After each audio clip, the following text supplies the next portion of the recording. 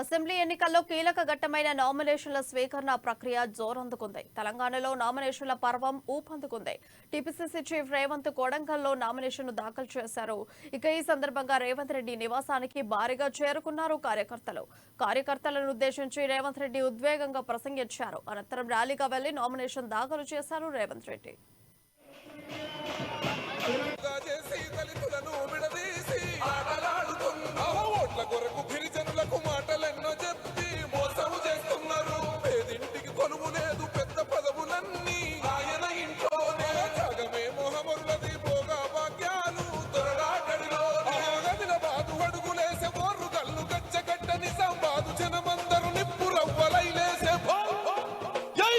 రెడ్డి హైదరాబాద్ రంగంలో దూకే వస్తవా తమ్ముడా కేసీఆర్ పాలనకు కోరి గడదావురా వస్తవా శైలలా